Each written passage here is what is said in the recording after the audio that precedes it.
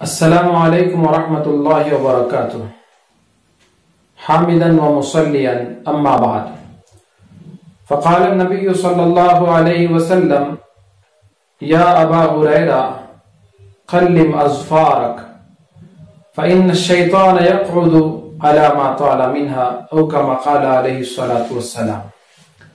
محترم سامعین، آج کل لوگ اکثر خواتین اپنے ناخن بہت لمبے رکھتی ہیں، حالانکہ ناخن لمبے رکھنے سے رسول کریم صلی اللہ علیہ وسلم نے منع فرمایا۔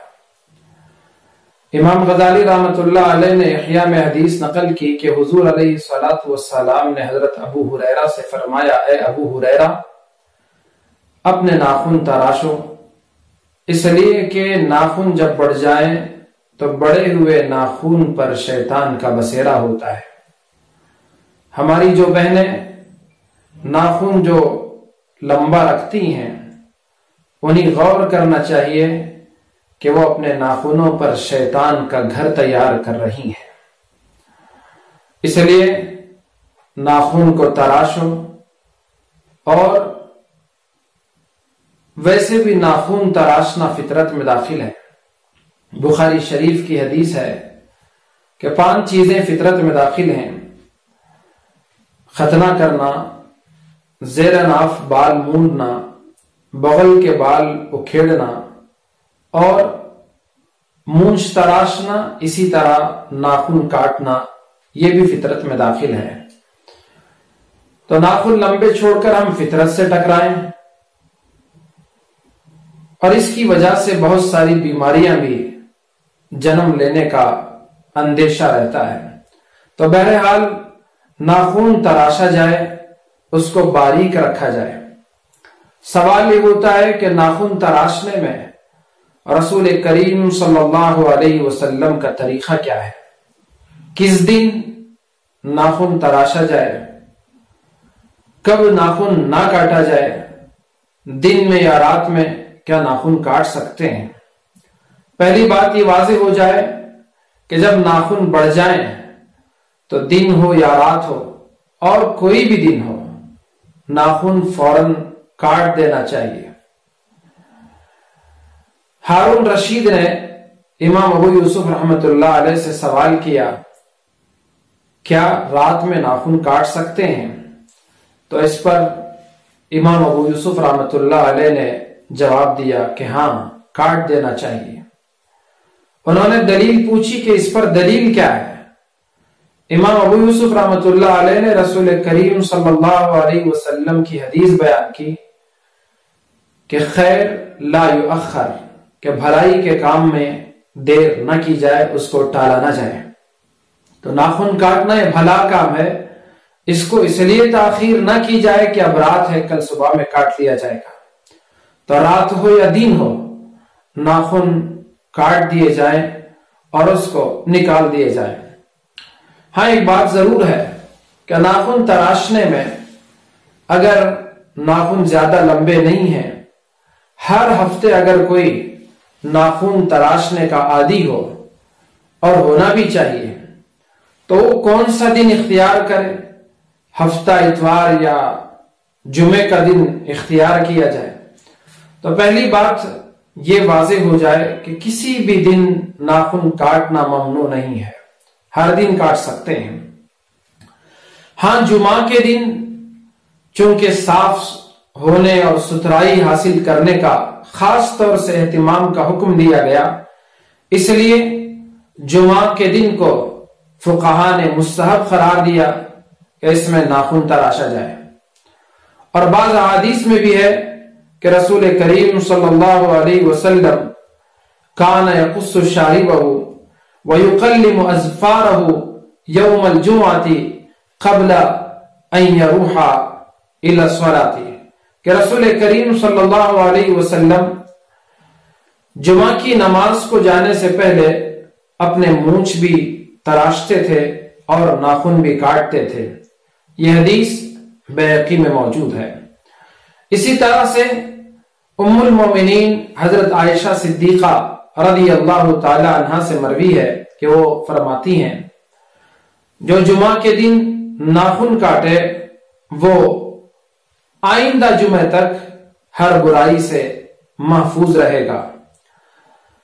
حضرت عبداللہ ابن عباس رضی اللہ تعالیٰ عنہ سے مروی ہے، وہ فرماتے ہیں کہ التقلیم یوم الجمعہ، جمعہ کے دن ناخن کاٹنا، یدخل الشفاء، یہ صحت لے آتا ہے، ویخرج الداء، اور بیماری کو نکال دیتا ہے۔ تو بہرحال اگرچہ یہ احادیث سند کے اعلیٰ اور صحت کے معیار پر نہیں اترتی، لیکن چونکہ جمعہ کے دن میں نے جیسے پہلے بھی بتایا خصوصیت کے ساتھ صفائی ستھرائی کا حکم دیا گیا، اس لیے زیادہ بہتر ہے کہ جمعہ کے دن ہی ناخن تراشے جائیں۔ اگرچہ اس کو کوئی سنت نہ سمجھے تو سنت نہ سمجھے، لیکن عین ممکن ہے کہ یہی رسول کریم صلی اللہ علیہ وسلم کا معمول بھی رہا۔ اور جب ناخن تراشے جائیں تو پہلے کون سی انگلی کا ناخن تراشا جائے اور کہاں سے شروع کیا جائے؟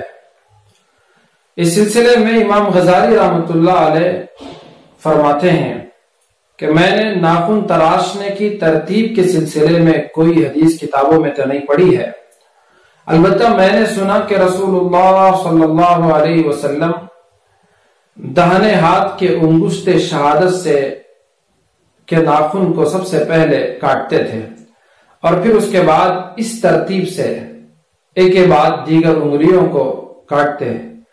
چھوٹی انگلی پر آنے کے بعد بائیں ہاتھ کی چھوٹی انگلی کو پھر سے شروع کرتے، اس طرح سے ایک کے بعد ایک ناخن کاٹتے ہوئے بائیں ہاتھ کا انگوٹھا، اور پھر سب سے آخر میں داہنے ہاتھ کا انگوٹھا آپ اس کا ناخن کاٹتے تھے۔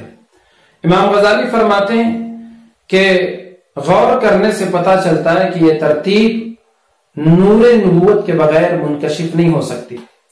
اس کی وجہ یہ ہے کہ جب ہاتھوں کا دائرہ بنا لیا جائے تو اب پہلے داہنے ہاتھ سے عمل کو شروع کیا جائے، اس لیے کہ رسول کریم صلی اللہ علیہ وسلم کا معمول اور پسندیدہ عمل تھا کہ ہر کام اپنے داہنی طرف سے کیا کرتے تھے۔ پتہ چلا پہلے داہنے ہاتھ سے ناخن کاٹنے کا عمل شروع کیا جائے، اور پھر اس کے بعد جب داہنے ہاتھ سے شروع کیا جائے تو اس میں سب سے پہلے کون سی انگلی کو کاٹا جائے، کون سی انگلی کا ناخن تراشا جائے۔ تو اس سلسلے میں وہ فرماتے ہیں کہ چونکہ انگشت شہادت کی انگلی کا مرتبہ تمام انگلیوں میں زیادہ ہے، تشہد میں اشہد ان لا الہ الا اللہ اسی کا استعمال ہوتا ہے، تو اس لیے پہلے اس کے ناخن کو کاٹا جائے، اور پھر ترتیب وار ایک کے بعد دیگر ہے، پھر بیچ کی انگلی، پھر یہ اس کے بعد کی، پھر چھوٹی انگلی، اور پھر اس کے بعد یہ والی انگلی بائیں ہاتھ کی چھوٹی انگلی، اور پھر اس طرح سے ترتیب سے آتے ہوئے یہ بائیں ہاتھ کا انگوٹھا، پھر داہنے ہاتھ کا انگوٹھے پر آخر میں اس کے ناخن کو تراشا جائے۔ تو یہ ترتیب زیادہ واضح ہے۔ ناخن کاٹنے کا عمل بھی سیدھے ہاتھ سے شروع ہوا، اور پھر ختم بھی ناخن کاٹنے کا عمل سیدھے ہاتھ پر ہی ختم ہوا اور شروع ہوا، دونوں ایک ہی ہاتھ میں ہوئے۔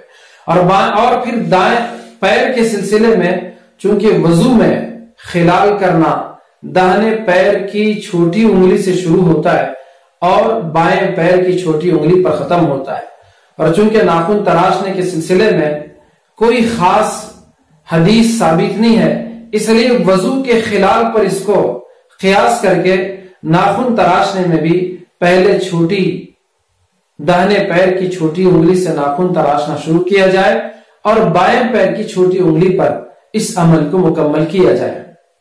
جب ہم نے اپنے ناخن تراشا، بعض لوگوں میں مشہور ہے کہ اس کو دفن کرنا ضروری ہے، کہیں نہیں پھینکنا چاہیے، بات ایسی نہیں ہے۔ پھینک دیں یہ بھی جائز ہے، اور دفن کریں یہ بھی اچھی بات ہے۔ حضرت جابر رضی اللہ تعالیٰ عنہ سے مروی ہے، کنز العمال میں حدیث موجود ہے کہ رسول کریم صلی اللہ علیہ وسلم نے ارشاد فرمایا، ادفنوا دماءکم واشعارکم واظفارکم لا تلعب بها السحرۃ، کہ آپ اپنے خون کو، اپنے بالوں کو اور ناخنوں کو دفن کیا کرو۔ کیوں؟ وجہ اس کی حضور نے بتائی کہ کہیں جادوگروں کے ہاتھ یہ نہ لگ جائیں اور اس سے وہ کھیلنے نہ لگے۔ تو اس اندیشہ کی وجہ سے، اس اندیشے کے پیش نظر رسول کریم صلی اللہ علیہ وسلم نے ناخن دفنانے کی بات ارشاد فرمائی۔ اس کے علاوہ اگر کہیں پھینکتے ہیں کوئی اندیشہ نہیں ہے تو یہ بھی جائز ہے. ہاں کچرے میں، نالیوں میں، گندگیوں میں نہ پھینکا جائے کہ اس کی وجہ سے بیماریاں جنم لیتی ہیں، تو اس کا اہتمام کیا جائے. تو بہرحال یہ جو ترتیب اور یہ جو دن وقت کی تعین، اس سلسلہ میں جو باتیں ہمارے سامنے آئی، اللہ کرے کہ ہمیں سمجھنے کی. لائک کیجئے، کمنٹ کیجئے، شیئر کیجئے اور سبسکرائب کرنا مت بھولیے. جزاک اللہ